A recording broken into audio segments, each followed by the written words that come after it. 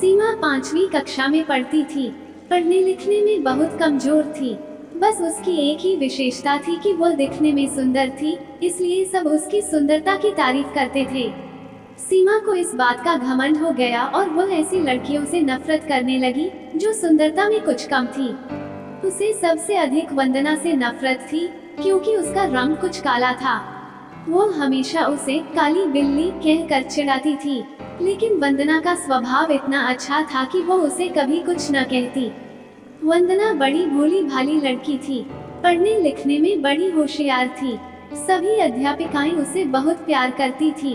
घर पर भी माँ उससे बहुत खुश थी। हर काम में माँ को सहयोग देती। वो बड़ी बड़ी सफाई पसंद थी, इसलिए हमेशा साफ सुथरी भी रहती थी। सीमा सारे दिन घर से बाहर खेला करती।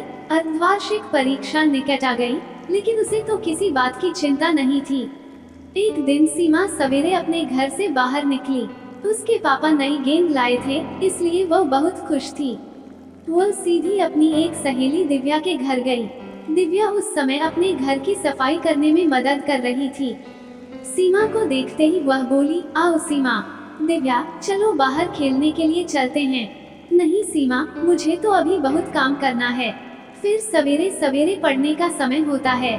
मैं शाम को खेलूंगी। ये सुनकर सीमा ने मन ही मन कहा, बड़ी आई काम करने वाली, और मुंह फुलाकर बाहर चली आई।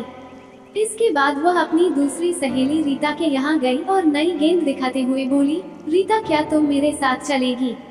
नहीं, मैं तुम्हारे साथ अभी नहीं जा सकती।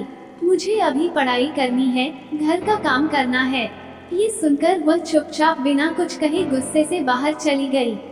इसके बाद वह अपनी कई सहेलियों के घर गई, पर सभी पढ़ाई कर रही थी। किसी को खेलने की फुर्सत नहीं थी। सीमा सोचने लगी, इन सब को क्या हो गया है? इन्हें तो बस घर का काम करना और पुस्तकें पढ़ना ही पसंद है। फिर कुछ सोचकर सीमा अपनी प्रिय सहेली नीता के घर गई, लेकिन वह भी उस समय पढ़ाई कर रही थी। सीमा ने उसकी पुस्तक बंद करते हुए कहा, क्या हरदम तोते की तरह पुस्तकें रटती रहती हो? चलो बाहर खेलने चलते हैं। सीमा, वार्षिक परीक्षा निकट है, मुझे पढ़ाई करनी है, इसलिए मैं तुम्हारे साथ खेलने नहीं चल सकती। तुम भी अपने घर जाकर पढ़ाई करो, वरना इस बार फिर फेल हो जाओगी। सीमा उदास मन से लौटने लगी, तभी उसे नीता की आवाज सुनाई दी। वो अपने माँ से कह रही थी, देखो न माँ, सीमा सवेरे सवेरे खेलने के लिए आ गई। उसे पढ़ाई की बिल्कुल चिंता नहीं है। मैं अब उसके साथ नहीं रहूंगी। जब देखो तब वह अपनी सुंदरता की चर्चा करती रहती है। माँ, मुझे तो वंदना बहुत अच्छी लगती है। वो बहुत मेहनती है, पढ़ने लिखने में भी बहुत होशियार है।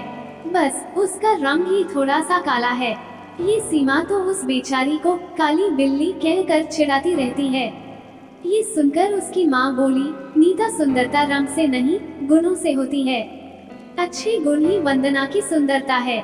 सीमा इसके आगे कुछ न सुन सकी। वह चुपचाप अपने घर की ओर जा रही थी, लेकिन तभी रास्ते में केले के छिलके पर उसका पैर पड़ गया।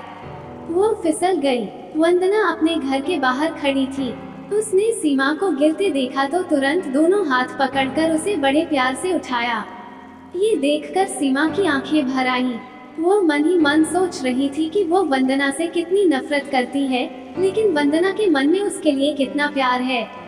वह बोली, वंदना, तुम सबसे सुंदर हो और मैं काली बिल्ली हूँ। मैंने तुम्हें काफी तंग किया है, बहुत चिढ़ाया है, मुझे माफ कर दो। अरे भला सहेली से माफी मांगी जाती है? सचमुच सीमा ने अपनी सुंदरता पर घमंड करना और वंदना को चिढ़ाना छोड़ दिया। इस कहानी से हमें ये सीख मिलती है कि सुंदरता रंग से नहीं, गुणों से होती है।